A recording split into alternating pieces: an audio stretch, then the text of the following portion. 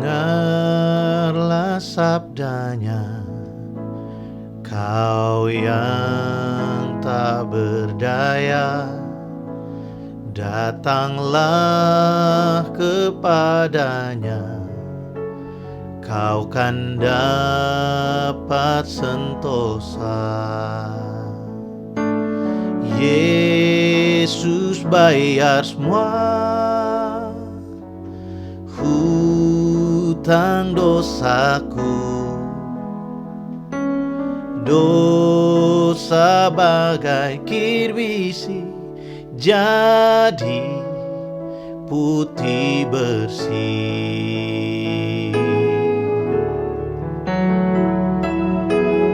Terima kasih Yesus, tiadalah padaku suatu kebaikan, namun darah Tuhanku memberikan kelepasan. Yesus bayar semua hutang dosaku, dosa bagai kir besi jadi putih bersih. Yesus bayar semua hutang dosaku, dosa bagai kir besi jadi putih bersih. Terima kasih Yesus, syukur bagimu.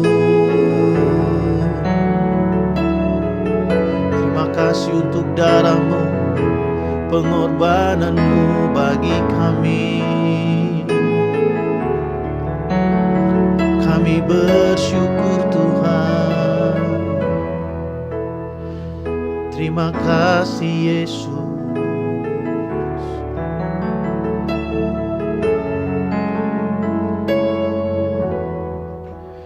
Di hadapan tahtanya sekarang ku bersujud, ku jadi anak Allah, hatiku bersyukurlah. Yesus bayar semua hutang dosaku, dosa bagai kir besi jadi putih bersih. Yesus bayar semua hutang dosaku, dosa bagai kir besi jadi putih bersih. Dosa bagai kir besi jadi putih bersih.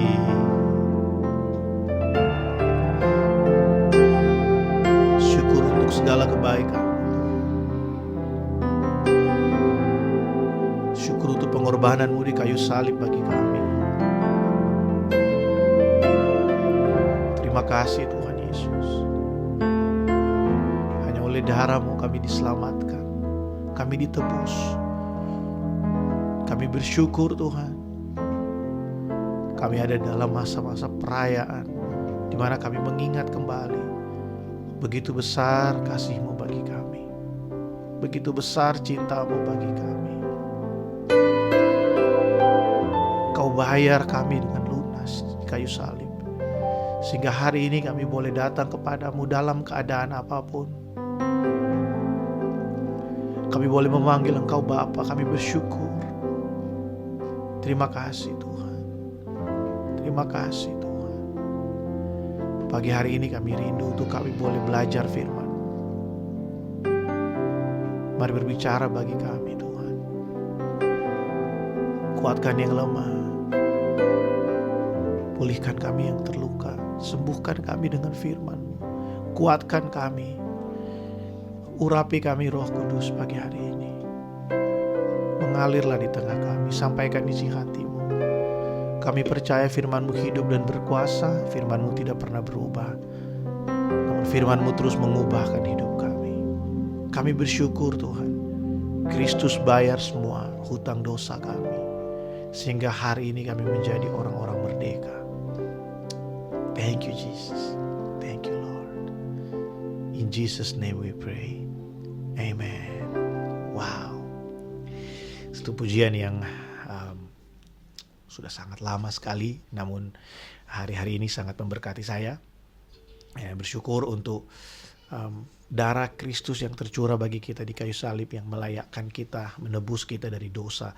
Nah saudara, hari ini Bapak Ibu Saudara dimanapun berada, kita berjumpa kembali dalam doa pagi, dan saya ingin membagikan sesuatu bagi kita dari Yohanes pasal yang ke-16. Ini adalah peristiwa atau hal-hal yang Yesus sampaikan kepada murid-muridnya sebelum dia ditangkap.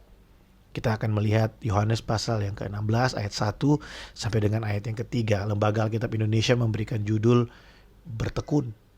Saya akan bacakan bagi setiap kita. Yohanes pasal yang ke-16 ayat yang pertama sampai dengan ayat yang ketiga. Demikian firman Tuhan. Semuanya ini kukatakan kepadamu supaya kamu jangan kecewa dan menolak aku.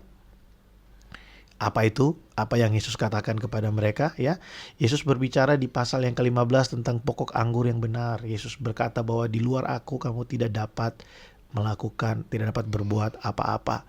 Lalu Yesus juga meminta mereka untuk saling mengasihi satu dengan yang lainnya, supaya mereka tetap tinggal dalam persekutuan. Ya, Yesus ingin supaya murid-muridnya dan juga buat kita semua hari ini kita bisa tinggal dalam satu kebersamaan seperti Kristus dan Bapa adalah satu, ya. Yesus berkata seperti itu, ya. Demikian juga kita semua murid-murid Kristus harus menjadi satu, ya. Satu dalam pengertian kita saling menopang, kita saling memberikan kekuatan kepada yang lain. Kita tahu bahwa ada banyak gereja yang dipanggil dengan panggilan yang berbeda-beda, dengan kekuatan yang berbeda-beda, tapi itu bukan menjadi satu alasan untuk kita saling menjatuhkan satu dengan yang lainnya. Namun harusnya itu menjadi satu kekuatan bagi kita. Ya, kita saling menguatkan satu dengan yang lainnya, saling mengasihi, ya. Lalu Yesus berbicara tentang bagaimana dunia membenci murid-muridnya. Itu sebabnya di pasal yang ke-16 ini, Yesus berkata, semuanya ini kukatakan kepadamu, supaya jangan kamu kecewa dan menolak aku. Jadi Yesus ingin kasih tahu kita bahwa sebagai orang percaya, kita ini memang akan dibenci oleh dunia. Di ayat 2 dikatakan seperti ini, ya. Kamu akan dikucilkan, bahkan akan datang saatnya bahwa setiap orang yang membunuh kamu akan menyangka bahwa ia berbuat bakti kepada Allah. Mereka akan berbuat demikian karena mereka tidak mengenal baik Bapa maupun aku. Saudara, hari ini saya ingin menguatkan kita memasuki masa besok kita akan merayakan Jumat Agung. Ada satu hal yang ingin saya ingatkan buat kita, bahwa di dalam Alkitab memang sudah tercatat bahwa kita orang percaya akan mengalami penganiayaan, dibenci oleh dunia, ya, kita akan dikucilkan. Itu adalah sesuatu yang memang sudah menjadi konsekuensi kita sebagai orang percaya. Jadi kalau hari ini kita merasakan seperti kaget, ya, kok gereja sepertinya diperlakukan tidak adil, kok kekristenan sepertinya diperlakukan tidak adil. Ya memang seperti itu. Apa yang mau kita harapkan? Yesus berkata, aku mengatakan ini kepada kamu supaya kamu tidak menjadi kecewa. Atau dalam bahasa lain yang lebih sederhana mungkin begini, Yesus sudah mewanti-wanti kita, sudah kasih tahu kita bahwa kalau kamu ikut aku, kamu akan mengalami hal-hal yang buruk dalam hidupmu. Kamu akan dikucilkan di tengah lingkungan masyarakat, dan karena kamu berbeda, karena kamu percaya kepadaku, mungkin kamu akan mengalami persekusi, mungkin kamu akan mengalami hal-hal yang tidak enak di dalam tatanan masyarakat. Itu sudah menjadi konsekuensi kita sebagai orang percaya. Dan yang luar biasa yang ingin saya bagikan buat kita pagi hari ini, bahwa Yesus bukan hanya memperingatkan kita bahwa kita akan mengalami semuanya itu. Namun di ayat yang ketiga Yesus berkata begini, Tuhan Yesus bilang begini, orang-orang itu yang mengucilkan kita, yang memperlakukan kita berbeda, ya, mereka memperlakukan itu karena mereka tidak mengenal Bapa dan tidak mengenal Yesus. Tapi kita mengenal Bapa dan kita mengenal siapa itu Yesus. Ada perbedaan di sini yang seharusnya menunjukkan kualitas. Kita kenal siapa Allah yang kita sembah, kita kenal siapa pribadi yang beserta dengan kita, yang mati bagi setiap kita. Harusnya hari ini kita tidak menjadi kecewa ketika kita mengalami banyak sekali kesulitan karena kita menjadi orang percaya. Saya ingin menguatkan kita, saudara, bahwa Yesus Kristus yang besok akan kita peringati kematiannya bagi setiap dosa dan pelanggaran kita.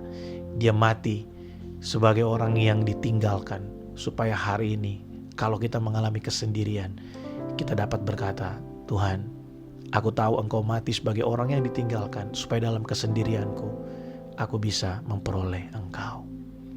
Ini indah sekali. Yesus mati sebagai orang yang dikhianati oleh muridnya, supaya kita yang hari ini mengalami pengkhianatan, kita dikhianati oleh orang yang sangat dekat dengan kita, kita bisa menemukan Kristus. Kristus bersama dengan kita dalam segala penderitaan kita. Dalam segala hal yang kita hadapi hari ini, Kristus bersama dengan kita. Oleh sebab itu, mari kita bertekun di dalam Dia. Mari kita arahkan pandangan kita kepada Kristus, bahwa penderitaan yang kita alami hari ini mengerjakan satu kemuliaan yang lebih besar yang akan kita terima ketika Kristus datang menjemput kita pada kedatangan yang kedua.